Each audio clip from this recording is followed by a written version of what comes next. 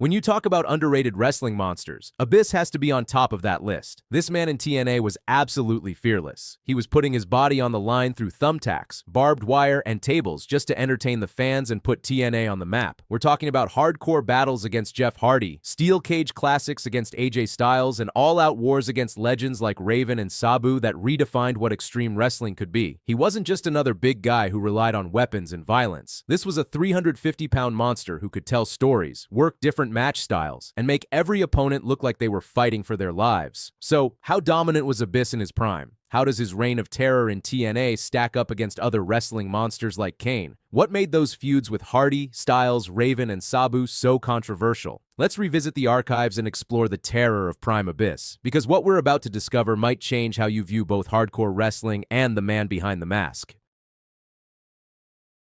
Abyss's reign of terror began at Final Resolution 2005 when he returned to TNA and targeted Jeff Hardy. The two would go on to have a fascinating clash of styles that defined what made TNA's hardcore division special. Hardy represented the high-risk, high-reward daredevil willing to sacrifice his body, while Abyss was a reckless monster who used weapons and his size to destroy his opponents. Their Full Metal Mayhem match at Against All Odds was as bonkers as it sounds. You had tables, ladders, chairs, and all the insane spots you'd expect from a Jeff Hardy versus Abyss match. Hardy used the weapons and his high-flying artistry to level the monster, while Abyss used his power and size advantage to slow down the charismatic Enigma. When Hardy tried to fly, Abyss was there to catch him and use his momentum against him. The match featured a crazy spot where Hardy performed a swanton bomb through a table near the entrance ramp that had the entire arena going crazy. Towards the final stretch, Abyss sent Jeff crashing through a sandwich of tables at ringside that allowed him enough time to climb the ladder and grab the win. The monster's victory earned him the #1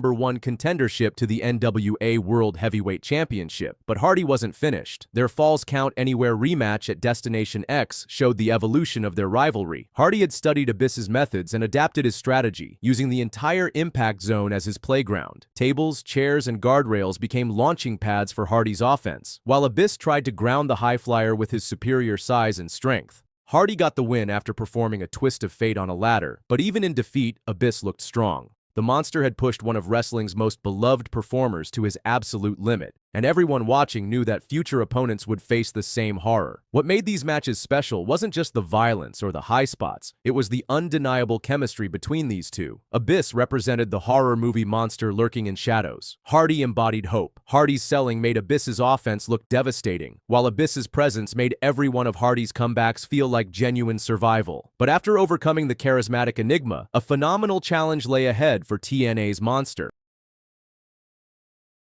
After his feud with Hardy, Abyss turned his attention toward the NWA World Heavyweight Championship. The monster had proven his dominance in hardcore warfare, and now he wanted the ultimate prize. But a phenomenal obstacle stood in his way. AJ Styles, the golden boy of the X Division and TNA's handpicked poster child, represented everything Abyss wasn't. Where the monster relied on power and brutality, Styles had the athleticism and technical precision. Their match at Lockdown in TNA's signature 6 Sides of Steel is still considered one of the best matches in the company's history. Styles took the offense to the monster even before he could enter the ring. Styles jumped off guardrails, flew through the crowd, and used aerial attacks to ground the monster. However, Abyss quickly regained control by using the cage to his advantage. It was a masterpiece of contrasting styles. Styles used his speed and agility to stay one step ahead of Abyss's devastating power moves.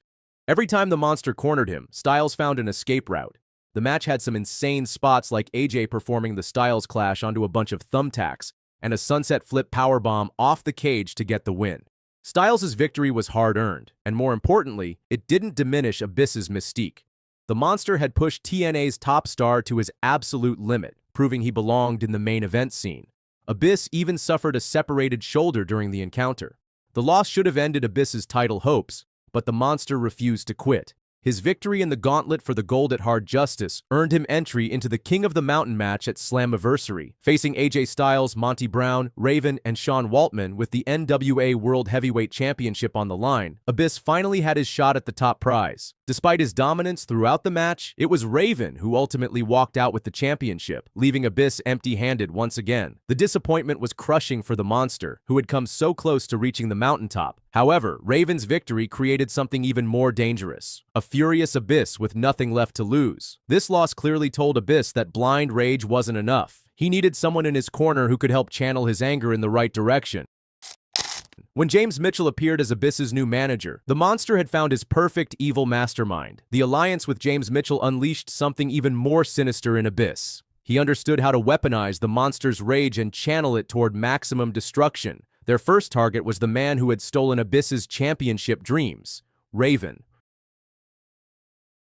This feud with Raven was perfect because both men embodied different aspects of wrestling's dark side. Raven represented the broken soul who found beauty in destruction and pain, while Abyss was the monster lurking in every nightmare. Their steel chain dog collar match at No Surrender was the epitome of violence that defined TNA's hardcore division. The chain connecting both wrestlers meant neither could escape. Abyss choked Raven with the chain, squashed him under his weight, while Raven fought back with chairs and staples that had the fans losing their mind. The match saw Raven send Abyss flying off the ramp and through a table, staple a dollar bill to his head, and use the chain as both weapon and a psychological tool. The climax saw Raven powerbomb Abyss through a pile of thumbtacks and then DDT him on the tacks to get the win. What made this match special wasn't just the violence, but the psychological warfare. Raven's mind games met Abyss's physical dominance, creating a chess match played with thumbtacks and barbed wire. Raven's victory was crushing for Abyss, but instead of wallowing in defeat, the monster became more dangerous, more focused, more willing to cross lines that others wouldn't dare approach. Mitchell's influence was evident in how Abyss evolved throughout the feud. The random violence was replaced with calculated brutality. The mindless destruction became purposeful punishment, as evident in his match versus Lance Hoyt. His next target would be even more dangerous, even more unpredictable, and even more willing to sacrifice everything for victory.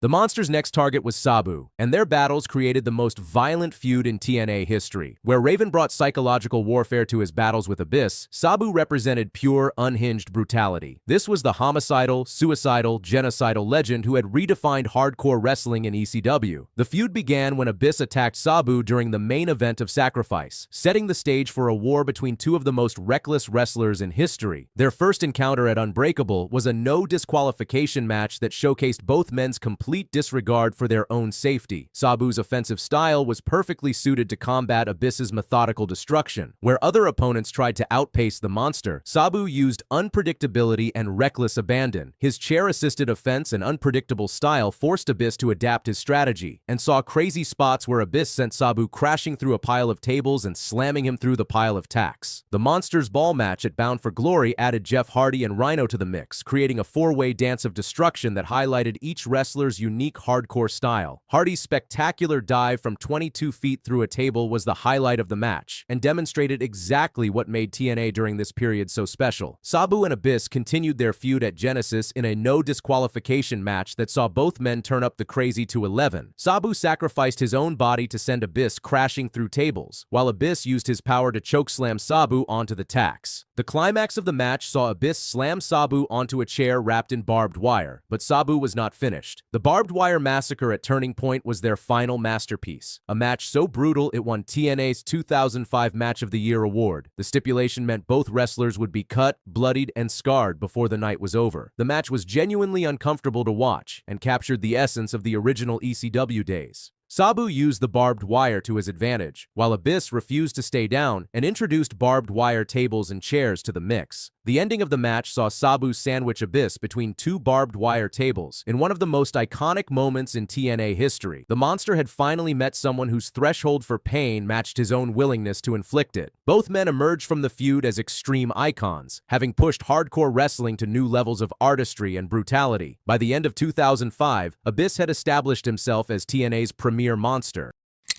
After this, Abyss would go on to win the world title, and also feud against the likes of RVD, Sting, Kurt Angle, and even himself in a split-personality storyline. He remained a fixture of the company for years, but never quite recaptured the perfect balance of fear and storytelling that defined his 2005 to 2006 prime. Today, Abyss is a respected veteran and backstage producer for WWE. He is a former TNA World Champion, a hardcore wrestling legend, and one of the most reliable performers in the company's history. But his incredible 18-month run from 2005 to 2006 was what established his legacy as one of TNA's most complete performers. Those feuds with Hardy, Styles, Raven, and Sabu showed him working at his peak, delivering matches that felt genuinely dangerous while maintaining his mystique. This was the monster unleashed, and it was terrifyingly beautiful.